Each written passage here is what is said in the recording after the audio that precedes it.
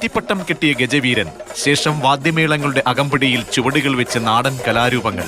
സുന്ദരമായ മറ്റൊരു ഓണക്കാലത്തിന്റെ വരവറിയിച്ച് ചരിത്രപ്രസിദ്ധമായ അത്തച്ചമയ ഘോഷയാത്ര.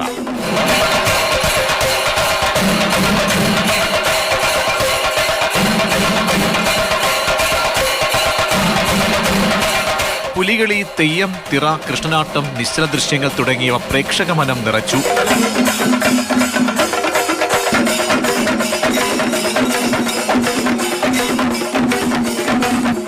രാജനഗരിയിലെ അത്തച്ചമയ ഘോഷയാത്ര അങ്ങനെ വർണ്ണശബളമായി, കെങ്കേമമായി. വലിയ ജനകീയ പങ്കാളിത്തമായിരുന്നു ഇക്കുറി.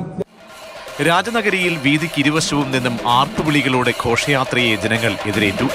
കാവടിയും പ്രച്ഛന്നവേഷവും കനകാട്ടവുമെല്ലാം ഗംഭീരമായി.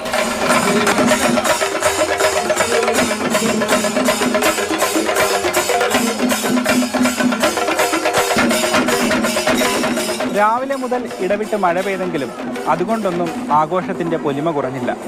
അത്രയേറെ ആവേശവും കൗതുകവും ഉണർത്തുന്നതായിരുന്നു തൃപ്പൂണിത്തുറയിലെ അത്തച്ചമയ ഘോഷയാത്ര. സ്പീക്കർ എൻ ഷംസീറാണ് ഇത്തവണത്തെ അത്തച്ചമയ ഘോഷയാത്ര ഉദ്ഘാടനം ചെയ്തത്.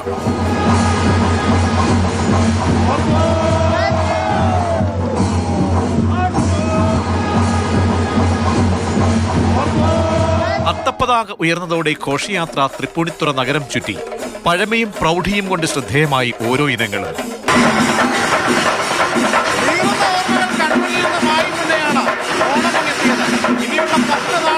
മലയാളിക്ക് അതെല്ലാം മറക്കാൻ കഴിയട്ടെ. ഓണനാളുകളുടെ നല്ല ഓർമ്മകളാകട്ടെ ഇനി അങ്ങോട്ട്. Team Mathrubhumi news.